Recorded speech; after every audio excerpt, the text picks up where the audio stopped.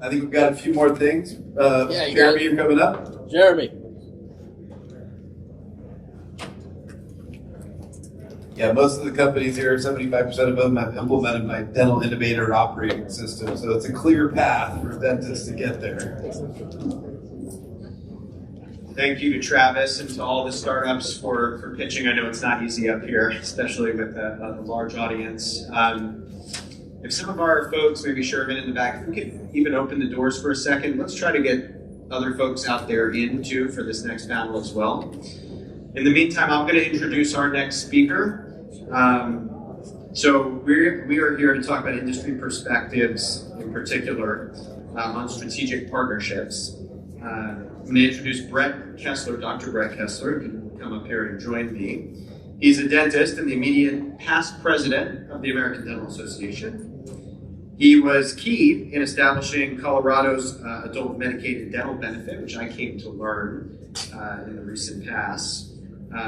Brett also earned the ADA's Golden Apple Award for leadership in mentoring. He is, and this is an area where he and I have spoken a lot and are starting to learn even more, is deeply involved in the Oral Health 2050 initiative. It's the ADA strategic initiative aimed at establishing a roadmap for dentistry's next 25 years. This is really kind of setting the tone and focus for the future. He has a pulse on the dental tech industry. He's closely collaborating with me and the team at Revere. And like David earlier, who I mentioned, Brett is a talented runner, biker, hiker, and ruins my chances of really winning one of those events. So Brett, without further ado, I'd love to introduce you and your panel. Thank you. I've been here all day, and Jeremy, we haven't said hi yet. We both listened to me. Can I have my panel please come on up, please? And this.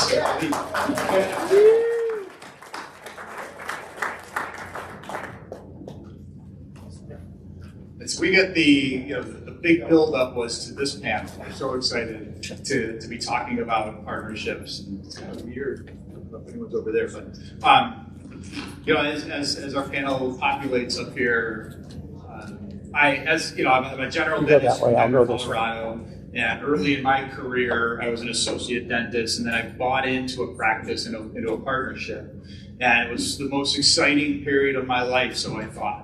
And as soon as I bought into that partnership, I recognized that this was not going to be an exciting period of my life, and I quickly, dissolved the partnership, and I lost a ton of money on the deal. And I've seen so many partnerships across the spectrum who have been very successful, and I've seen so many who have failed. And I did a deep dive personally on why what my part in this was, and I really had no idea what I was looking for in a partnership, and I had no idea what who I was, what I stood for, what I was looking for, and how this partnership was going to help it. It's like you come to the crossroads, and you don't know, you don't have a destination. It doesn't matter which way you go, and that's where I was at. And so as I dissolved the partnership, I quickly started saying, if I'm ever going to be in a partnership again, I'm going to share a bed with that person, because if I'm going to get screwed, I want to enjoy it. 4 kids later. Anyway, but as I grew and matured, hopefully, I guess not, but I haven't matured. I've been collaborators and partnerships with many different entities over the years. And last year as president to the American Dental Association, now I'm the past president of the Dental Association, so I can say things like that. But I can tell you that I had an amazing partnership with this fellow right here, Dr. Rich Rosado, who's the current president of the American Dental Association. And so I'd like to have my panel please just kind of introduce yourselves, and I'll start with Rich and tell you where you're from and what you do, and we'll get into some questions. Yeah, hi everybody. And I know I have this blocking, so hello there too. Rich Rosado, I'm from New Hampshire. I'm an oral maxillofacial surgeon in New Hampshire, and I'm the current president of the American Dental Association. And I'm not going to talk about any of my pet names, I promise. Thank you. Good afternoon, everybody. My name is Jason Woods. I'm the Vice President of Strategy and Innovation. I work for Delta Dental of Minnesota. Although Delta Dental of Minnesota, similar to many of the other Deltas, has a structure where we have Delta Dental of Minnesota, a traditional insurance company. We have an investment company called Nova, and we have a charitable foundation, Delta Dental Minnesota Foundation, that sit over all of those. Good afternoon. I'm Heather Trombley. I'm the President and Chief Operating Officer of Dental Eats. We are known for having traditional capital equipment and products to support general dentistry. And I'm very happy to be here on this panel representing the great state of Pennsylvania and what we're going to do for strategic partnerships to help enable your success. Hey everybody, Dr. Ryan Hungate, Chief Clinical and Strategy Officer for Henry Schein One. For those of you who don't know Henry Schein One, we are Dentrix and Dentally internationally. Also an orthodontist by trade and live in Indiana, so also pleasantly surprised by the weather right now. Don't hold your breath. Good afternoon, everybody. Eric Shirley. I work for a company called Vista Apex Solutions. We are a manufacturer and developer of dental materials, orthodontic irrigant solutions. We also own a couple of businesses called Perio Protect and Perio Sciences. Good afternoon. I'm Aman Kaur. Really happy to be here. I've been partnered with a lot of you over the years. I'm founder and CEO for Women in DSO and otherwise a dentist by trade, operating partner for 2 private equity groups, work with DSOs and invest in some tech AI companies. Really excited to be here. Awesome. Thank you, everybody. So I'm going to start with Dr. Rosado. And Rich, as leader of the most influential lever in the profession, why are partnerships so important right now? And what do you look for in a partnership with the organization, with the ADA? Why don't I take the second part first? Okay. What do you look for in a partnership, and then why are they so important? It's an interesting, it's one thing to be out in practice and look for a partnership and what your goals might be then, but as Brett said, when you're leading an organization like the ADA,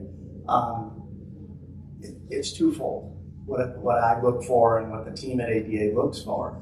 The first thing is a unity around a common mission, right? Something where you have a social purpose, and that is around our mission as an ADA. So when we can combine a social purpose of helping dentists succeed and allowing them in the most effective, efficient way provide care to the patients of this country, then we have a win on that side. And then Brett will tell you something I always said when we talk about partnerships is you have to have a business case or it never holds up, ever. So you can't just say social purpose is really important when you can balance that with an innovation or a product or a partnership or anything you can do. And then it also has a good business case all the way around. That's when you can have some real magical success. Why is it important now? If there was ever a time, that we need to be together in all areas of the profession, it's now. When you watch what's going on in Washington, the stuff that keeps me up at night, right? FDA, CDC, really not a whole lot of oral health representation. I won't use all the political triggering words like gutted, but there's really not much oral health representation in Washington, D.C. right now. There's a lack of respect for it. We're fighting for NIH funding. I know my colleagues, us at ADA Foresight, we're worried every 3 months, are we getting the NIH money to help fund research and innovation? And I know my partners up here and people in the audience are under that same stress. Medicaid cuts and what that might do to dental school education. So you can see how everything's interconnected. And then I could mention that word fluoride. So with all of that happening, that's why partnerships are so important right now. How can we not react to the things coming out in a dictatorial way, but how can we work together to shape the future? Because we all have a role in how people receive care going forward from now over the next quarter of a century. And if we can work together to help shape that and create advocacy around it, I think that's what's most important right now. Thanks, Brett. Absolutely. And Aman, I'm going to ask you the same question. As the leader of the Women in DSO, an absolute movement that's happening, and I gave you the question before, and I want you to answer how you answered it before. So, what do you look for in a partnership for your organization? How I answered it before, I'll hold that off. But if Brett asked me what makes someone a good partner for you, so it was like I want you to do what I ask you to do it, how I want you to do it, when I want you to do it. No, but that's not partnership. Partnership is like, it's like a marriage. And in marriage, those successful marriages, it is when you put your partner's interest ahead of yours. If we deal with every partnership like that, it will go very, very far. But we are a mission-based organization like ADA. We have been very fortunate in just 5 years. We are in multiple countries, over almost 2,000 members approaching. So with all that success comes responsibility. These people came together for a mission, and that we are a mission-based organization. And one of our core value is actually nimble. So when we are partnering with someone, it is very difficult to find the right partners for us, because the successful ones, they are like this big Titanic standing in the middle of ocean, cannot get up their own way. So we are very selective on how we partner, and sometimes you don't have to take all of it when you're partnering with them.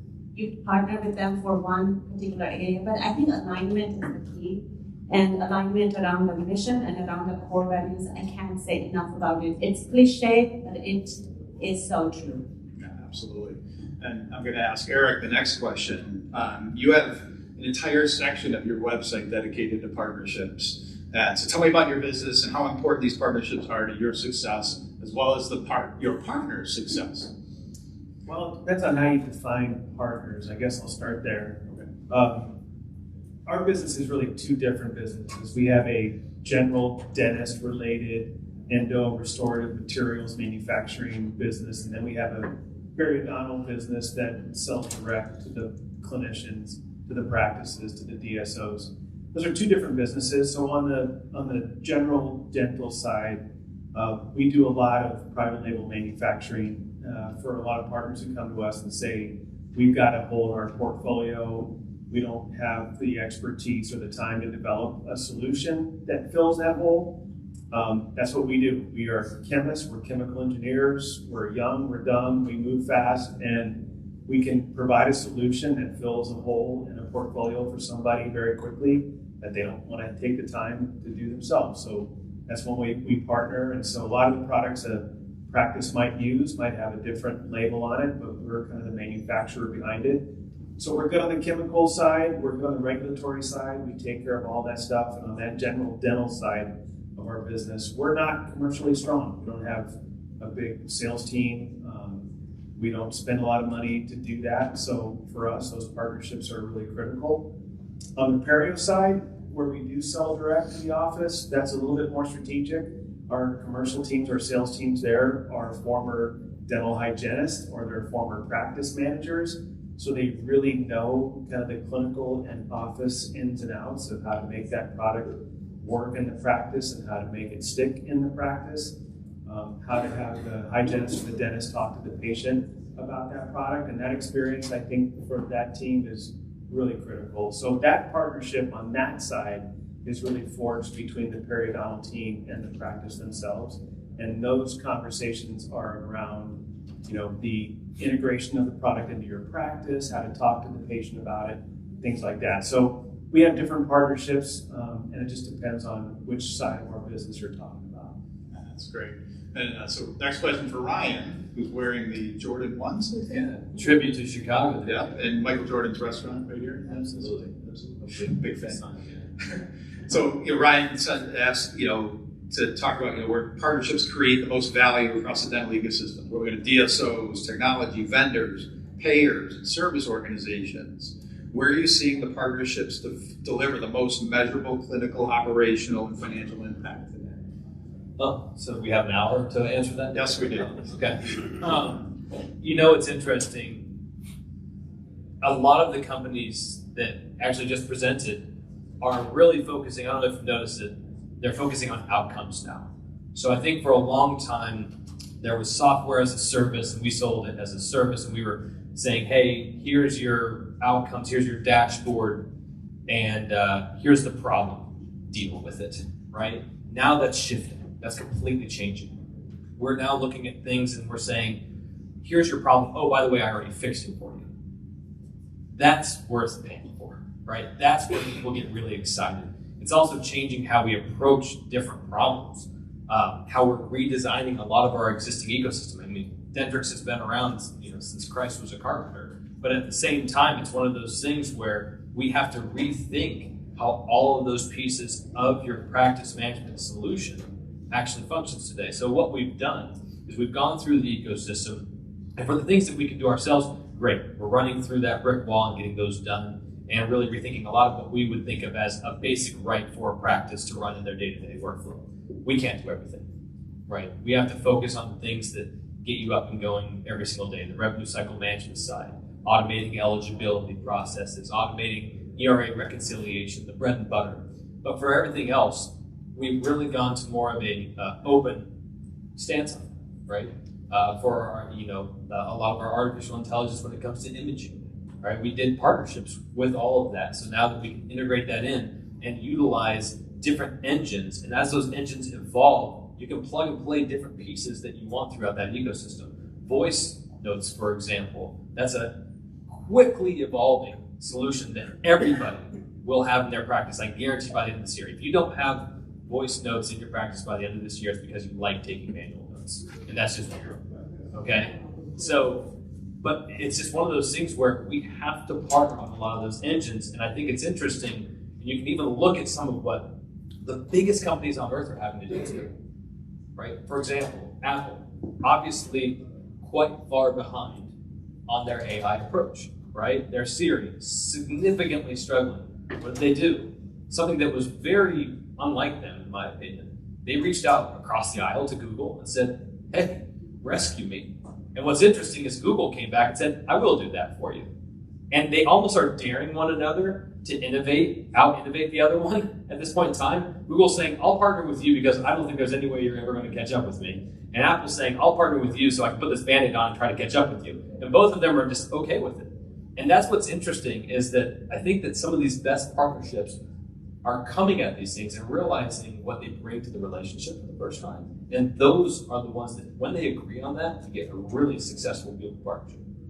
Yeah, that's the key to this whole thing is knowing what you're going into and knowing what your needs are, and can it be a win not only for your company but the company you're partnering with, in addition to a win for all the customers that utilize both of these entities. Amen. Absolutely. Hi. So I pulled this off your website. Our vision, the purpose of Dental Ease, is to be a vibrant, trusted, and integral partner in support of oral and overall health. Tell me about that, and how does partnership work with you and your business, and what do you seek in a partnership? So it's critical. Obviously we're a manufacturer, and so we, by definition, support and enable provision of outstanding healthcare. So what is a manufacturer going to do? Well, we can look to even what Brian said this morning about what's the mission for DSOs, group practices. How do we as a manufacturer streamline operations? What can we do from an equipment standpoint to look at the ecosystem and find opportunities for revenue? So what you probably saw on our website is we're on a campaign and a mission to smartify all the dental equipment that you would have in your office. And when we can say smartify, it's going to provide you tons of opportunity to reduce your expenses and find pockets of opportunity, from everything from self-diagnostics of your equipment to finding shared usage and finding analytics that allow you to generate some more revenue. And the way we do this as a small manufacturer is through partnerships. They're critical. And one of the partnerships we're launching here this week in Chicago is the fact that equipment is a means to an end. It's how you actually deliver care and focus on the patient outcome. So we're bundling our equipment with service providers and software providers and technology such that we can offer a total solution that encompasses everything you need, from the equipment, the service, the repair, the maintenance, everything fully financed, because that solves problems. It takes away the noise from what you're dealing with and just provides the simple solution with the guaranteed returns. And so partnerships and choosing those technologically mature partners that are strategic is pivotal to DSO success. Amazing. And so, Jason, same question. I pulled some stuff off your website, about what ABOVA is, what we do. You said three things, and it's articulated in the website. You partner, you invest, and you acquire. So you can talk about your partnership there. Sure. So I'll actually back it up a little bit. Sure. And this is the joy of my job. I get to play in the entire ecosystem. So, at our core business is Delta Dental Minnesota, the insurance company, right? So to steal kind of from medical, the focus of that organization is AAA, right? Cost, quality, access from a patient-centric, consumer-centric point of view. And so that really drives our overall mission in totality, right? And so I get to think about partnerships across Delta Dental Minnesota as well as the foundation, and hopefully come up with an equation where 1 + 1 + 1 equals something greater than 3, right? And so those partnerships then on the Delta Dental Minnesota side tend to orient around the core business and tend to be very ROI focused. So we're looking at our stakeholders, whether it's the providers, whether it's the members, the clients, or the broker consultants that are bringing business in. And how do we improve the experience for them? How do we make it a better experience? How do we make it more efficient? And really ROI-driven partnerships. Somewhat transactional, but really ROI-driven. ABOVA is the investment arm where we get to look at oral health care overall and how can we help move the needle forward. Where are the gaps in the market? Where are the opportunities to drive either the science or the experience and really push things forward?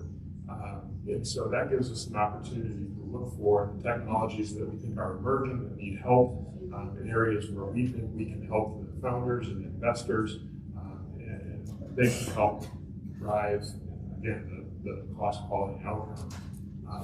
And so those partnerships take on more of a VC, more of an orientation like we talked about throughout the day-to-day here. And then the last focus is the foundation. And that's really where the gloves can come off, right? So there's no set business criteria that we have to follow in order to form partnerships there. It's really about what makes the most amount of sense from a development perspective or a social perspective. And we can focus on partners that help expand access to care, and we can also help fill gaps that we see in the market from a science perspective through funding clinical studies and the like, to really help move things forward in a meaningful way. Yeah, and we've heard from so many upstart companies today looking for financial help and investments in them, and that is essentially a partnership. And so, while many partnerships succeed in pilot programs, but they fail to scale commercially, what are some key conditions required to move from proof of concept to enterprise level adoption in dentistry? And that's Ryan. That's a good question.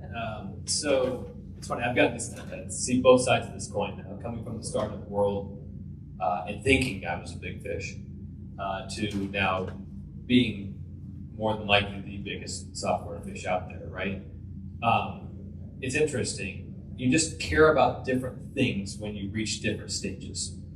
And, and the nice part is that for companies like Henry Schein One, we actually have capabilities to integrate with all of those different stages, right? We have our Entry Developer program where it's an open API where people can join, no matter whether you're a startup. You go through a small vetting case where we can make sure that you're not just obviously doing some crazy stuff out there, but otherwise it's a pretty open program and you can integrate quickly and get up and going. To when we have strategic relationships, it's a much different aspect of how we do this. We're looking for things like SOC 2 Type 2, high trust, right? A lot more focus on the security side of things. When you've got millions upon millions of lives that you're protecting every single day, and whether it's our cloud software or whether it's our small software, you've got to start to think about that. So, it's a really interesting piece that as you hit these specific milestones as a startup or just as a company, other things also come into view. It's maybe you're meeting all the technological requirements. And that's getting easier, by the way. With things like AWS out there and Google as your backbone, auto-scaling is now a thing, right? And now you can use Claude Code and have that up and going and even become semi-scalable inside of a month, maybe even a couple of days. But now you have to look at another piece. When we partner with companies now, I'll often approach a company and say, hey, dream scenario, I will roll you out inside of 4 months to 40,000 locations. What would you do, right? And that's when you can really test somebody's scalability, right? Because I'm really not asking, hey, can your technology do it? More than likely your technology can do it. It's, can your service department handle that? Can your onboarding handle that? So this is the part where, as I grew my startup, and as now I'm inside of the giant, one might say, it's truly remarkable the systems that are in place to be able to support a software system that's something like 40,000, or we actually support over 80,000 here in the United States and 150,000 globally. That's a completely different beast than a startup that says, I got to 8,000 locations and I was able to do that with 20 people. So, those are the kinds of things that you have to just honestly grow into. A lot of people will try to do it and they'll go out hunting whales. I always tell startups, don't do that. Like, I'm sure Heartland's out there somewhere. Like, everybody's like, oh, I want to go out and get Heartland. Maybe. But you don't want to be Ahab on that ship hunting the white whale and then all of a sudden catch him and go, oh my God, what do I do? So I really recommend to all these startups, in your go-to-market strategy, build along the way, grow along the way. Maybe your go-to-market is smaller DSOs. That's fine. That works out. But it's okay to gradually build that and then go after the big fish later on, because I promise it is a different world out there. And if you ever have any questions about that, you can always come to us and we can tell you what you need to have to meet that mark. Such good. And Eric, back to you. What do DSOs need from you as manufacturers and developers of products? And so I would also like to say, DSOs, but what about private practices? What about FQHCs, dental systems that are in place? Well, I've been around a long time. I've really only worked for 5 companies, some big, some small. I worked for Gensply, I worked for Patterson, and I worked for a small company at Vista Apex. But there are some common themes, no matter how big or how small the company, when you talk about how to make a product or a service successful within a practice. It starts with a much deeper conversation around what's important in practice. I think, to Ryan's point, everybody gets hung up on chasing the DSO segment. And we all think that the DSO segment is this monolithic type of behavior, and they only want one thing, and they want patient retention, or they want new procedures, and they're all different. They're just like private practices, and that they all have different needs. They all have different things they're trying to achieve. So I just think it starts with a much deeper and better conversation around what are the goals of that practice. And they're all going to be different. And I think the companies that understand how to have those conversations and maybe how to tailor those conversations around what that manufacturer or what that company is good at and what they're not good at. I think it just gets everybody on the same page in terms of expectations and who's doing what and what success looks like out of this partnership and how we're going to measure that success, whether it becomes something you memorialize in a contract or whether it becomes more transactional. I just think having those conversations up front really help kind of set the stage for a better long-term relationship.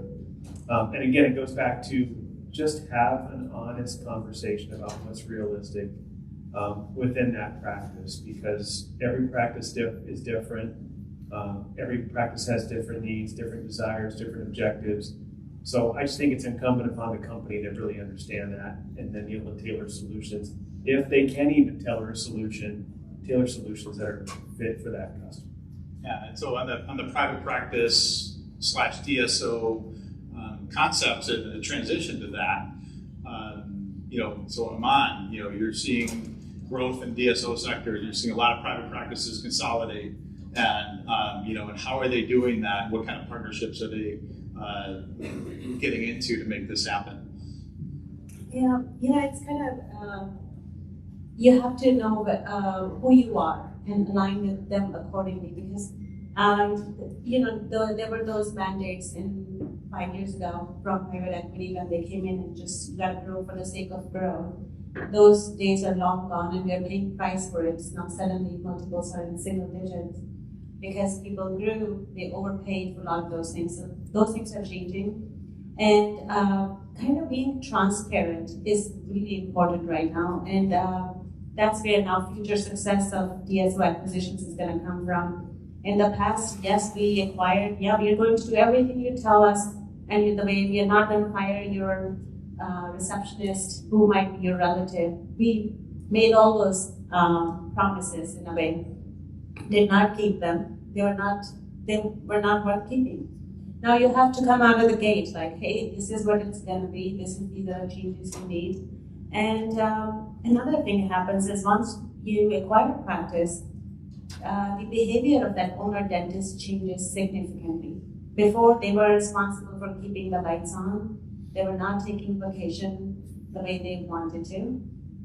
Once they have now $4 million in the bank and they're not responsible for keeping lights on, their behavior changes. So I think being transparent about what you need from them going forward is very important, and being aligned with your core values and the changes you're going to need are very, very important, because there is going to be changes, personnel changes, process changes, and coming out of the gate.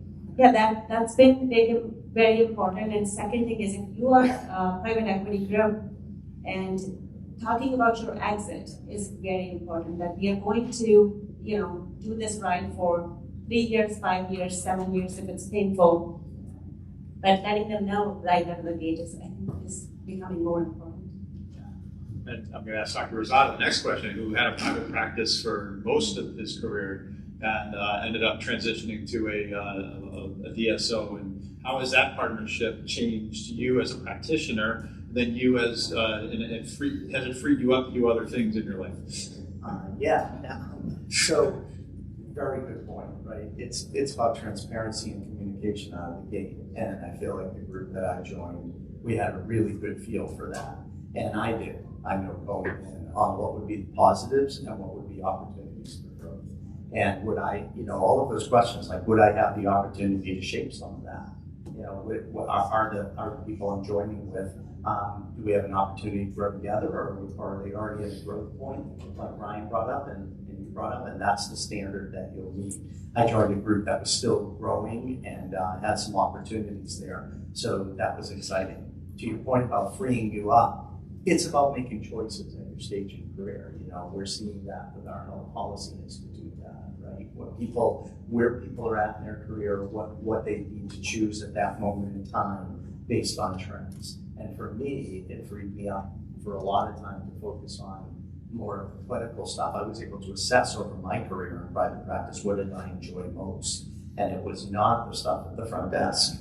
And so occurring at the front of the office. So for me, it's been incredible. That's great. So how can startups position themselves for strategic collaboration? Jason, I'm going to ask you, and I'm going to ask Heather the same thing. Yeah, so I think from our perspective, it's being really thoughtful. We've talked about some of the stuff here already. What market are you going after, and what value proposition are you bringing to that market? That's just the foundation. You're going to be able to fill that space really well. But then, I think we also start to think more broadly about how that business is going to operate in the marketplace, and can that market space really be realized? So when you start looking at the founders and where they're going, what do they have to disrupt? Right, their existing practices, their existing workflows, their existing patient base is already in play. Are they going to supplement or displace? If they're going to displace, that's a challenge, right? It's a real challenge, and they've got to be really cognizant of that. And so we like to flush all of those things out well before we enter a partnership or even begin.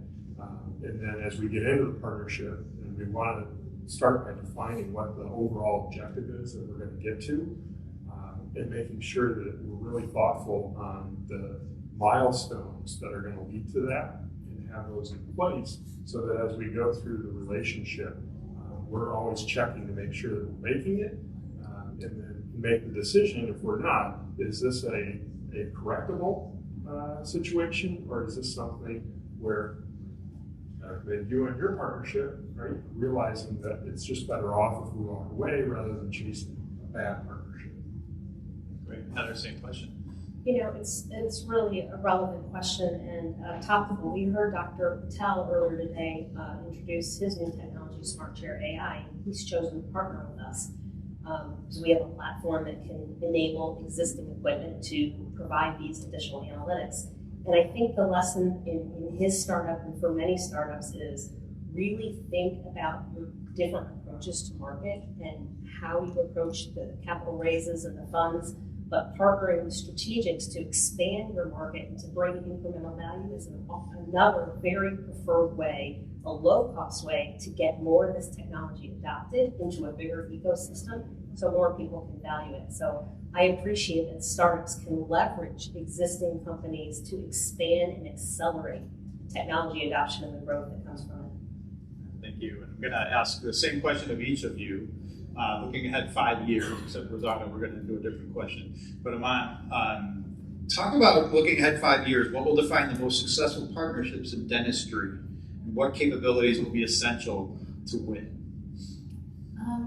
I think going back to alignment, and we are in a very exciting time in dentistry. Things are moving at much faster pace, and in the past, we always felt we were behind the healthcare. This is for the first time. It seems like we're not as far behind. Yes, we are behind, but not as far behind. But with oral health and systemic health integration, a lot of those things are coming around. But in the end, I think if we just stay, these are very important things, and they can be complex, and can be. It becomes hard to focus, but if we want to stay focused on clinicians and the patient outcome, because in the end, that's what this profession exists for. And if we want to grow a company, go to a DSO, always, who are DSO's clients? Their clients are dentists, right? And then dentist clients are ultimately patients. So it always comes down to those things. So at Women at DSO, we know that the largest population graduating dental school are women now. They are almost 60% of graduating and going in dental school. Those are women. So with that said, so I feel there's a huge responsibility to make sure they don't get the short end of the stick. They are well educated, well informed, and trained to be great clinicians and great leaders. So that's how we are approaching this. And in the end, it's always going to come down to patient outcomes. No matter if you're an association or investor, gotta give patients good outcomes. Eric? Well, as a manufacturer, I think if I looked ahead 5 years, I think the solutions are going to come from companies, big or small, that are just faster and more nimble. I think companies that have big bureaucracies and are slow to develop solutions are going to get penalized for it. So I think if you look over the next few years, that's what we're going to see. We're going to see products that are innovating quickly. I think the regulatory environment is not going to get any easier, especially on a global basis, right? So there's a whole set of competencies around understanding the regulatory environment, especially on a global basis, that's going to still be critical. But I would still go back to what I said before. I think solutions in dentistry, the exciting ones anyway, the ones that are really going to make a difference, are going to be developed very quickly, very thoroughly, and brought to market very quickly. Absolutely. Ryan?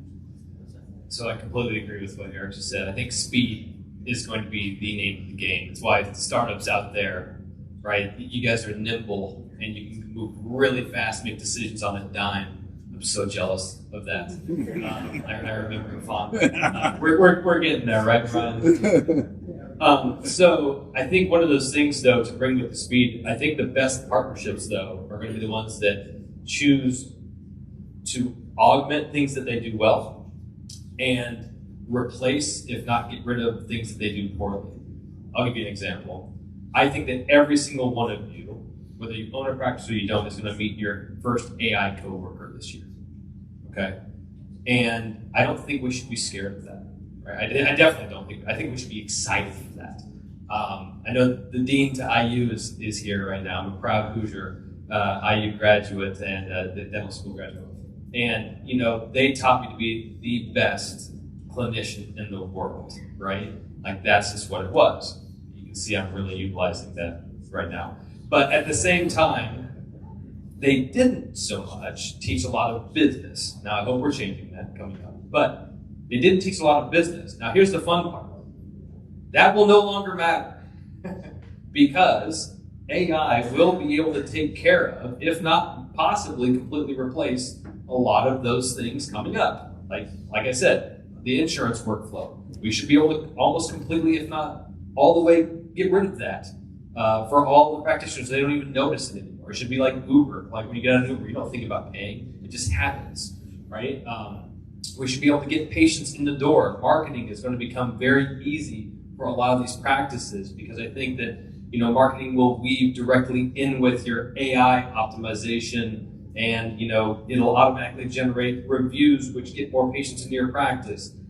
All of these things are starting to happen, so that I believe the future of dentistry is going to be more clinically based, which is pretty cool because that's kind of the promise that dental school gave us, right? They always said, if you do the best dovetail, people will find out and come to you and come to your practice, where we can get back to that and really be amazing clinicians at the end of the day. So I think we should be very excited for that. And then on top of that, we've got amazing technologies out there like Vidya, Pearl, Detect AI, all these different things that are even enhancing the clinical side of things. So I think, these are the pieces where we really have to, again, focus on partnerships that augment the stuff that we do well. And hopefully, doctors aren't good at this, but give up the things that we do bad or be willing to replace them completely with technology. Thank you, Heather. Yeah, I couldn't agree more with Ryan and Eric both on the kind of a 5-year vision out. Speed is going to be essential.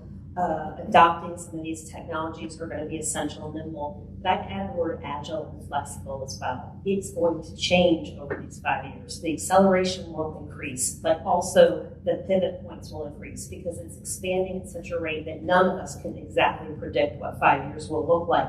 So I think for all of us supporting the industry, we have to be flexible and we have to leverage into this very topic.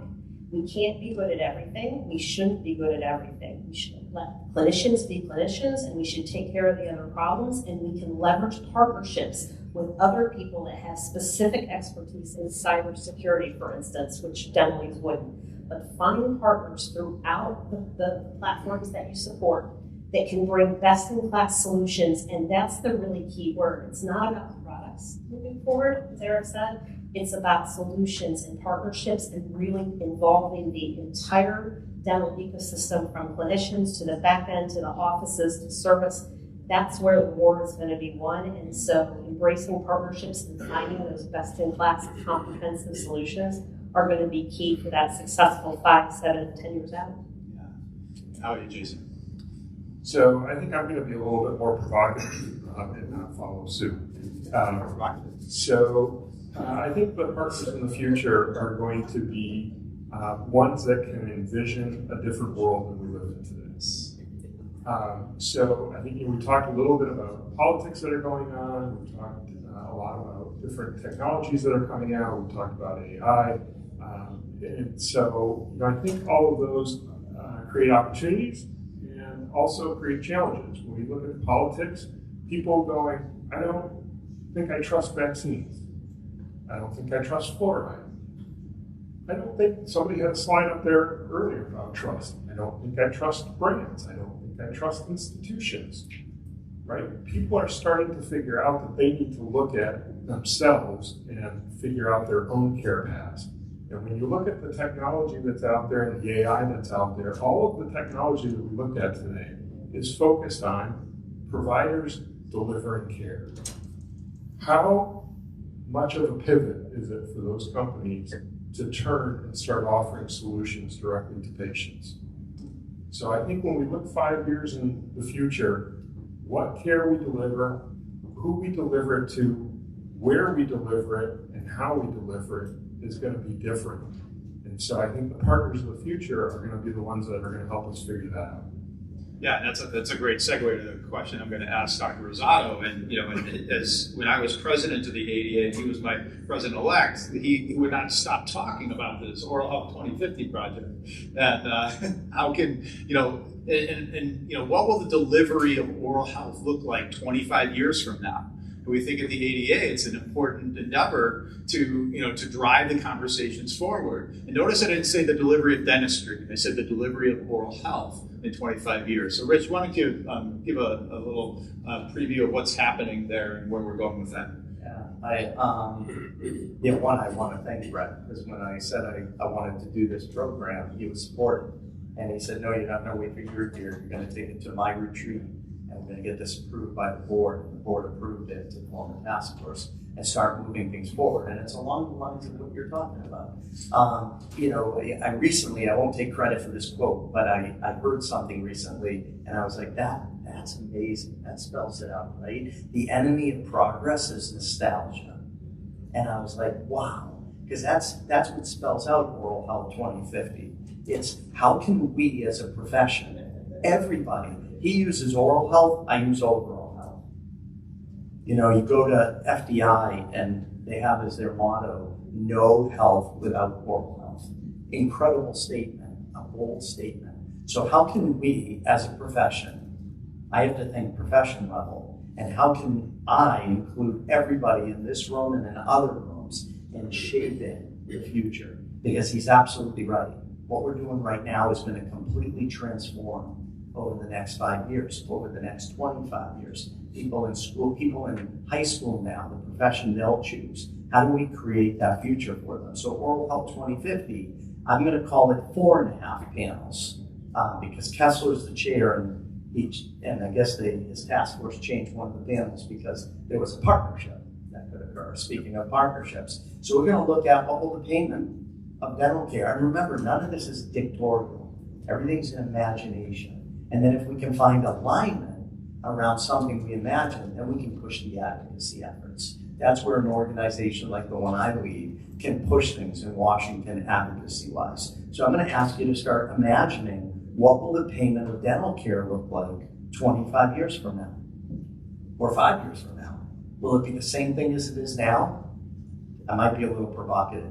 $1,200 to $1,500 that my patients have had as a yearly maximum for the last half a century. Is that what it's going to continue to be? Is that how patients are going to come in and receive what's really important to their health? And what will it look like if it's not that? Can we imagine something different that can be along our mission? What will the delivery of healthcare look like? So we only treat about 49% of United States citizens have access to dental care every year. So what if we drove that to 70%? Sounds great. I'd love to get up here on stage and say we drove it to 70%. How are we going to provide the care?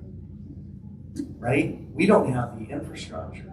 We need different models. We need to be open to imagining how will we provide that care? What will it look like? Wellness for us as providers and our patients. And so we need to look at what that will look like. The mental health crisis of our country. What role can dentistry play in that? And there was one, the cost and quality of dental education, which is we talked about today, which is driving a lot of choice. And so, Brett being the chair of the task force and his team decided to partner with IDEA to look at that. And we'll see how that goes and see if we need to pull that back and take it ourselves. So anyway, I don't want to spend a whole lot of time. What I will excite you about, which he excited me this week, I'll share this. So you might ask yourself, how much excitement at Kessler and you built about Oral Health 2050 traveling the country this year? Well, we opened up for people to come on to these panels. And guess what? 106 people nominated to be on panels in 3 weeks. So people are excited about being a part of this. And it's not going to be all dentists. It's going to be the dental industry, everybody involved who will be a part of providing oral health care over the next 25 years. So this is super exciting. It's different. And I'm blessed that Brett was supportive of it. And I'm blessed, I see one of my board members back there. I'm blessed that the board said, yes, we're gonna keep moving forward into this year and we're gonna fill these panels. And the last thing I'll mention, I know I've talked a while here, is one thing that's really cool is we partnered with, I know somebody's saying, hold up the red card so I'll stop by. Somebody, I came out of Dentab and a company came up to me in Boston and said, we will do all the publishing. We will do everything. We'll put 500 grand towards this, and we will take patient trends, patient surveys, and blend those with what the Health Policy Institute is doing on profession and industry trends, and bring those together to help shape what it could look like. And that's really exciting. That contract's been signed, and that consultant group will be working with us to develop this program. Yeah, and so as we drip out little reports on how we're envisioning the future in each of these areas, take a look at it, and then look at your own ecosphere, in your own company, or your own specialty, or your own partnerships. How does that look for you?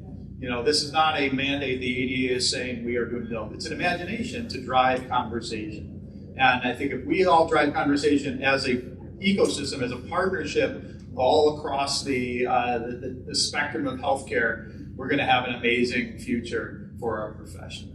So with that, I'd like to thank you very much to our panel. I just want Brett and Dr. Kessler and Dr. Rosado, I just want to thank you all for bringing a very difficult topic up, because we heard so many presentations today coming up with technology to launching it into urban areas. We have shortage of dentists in rural areas, and it's very, very difficult to address. And cost of dental school education, no one is talking about. That's got to come down. And so I just wanted to kind of thank you both for at least opening that can of worms, and all the best to you both. Thank you. So again, big round of applause. Thank you for coming to us, and look forward to the next presenter.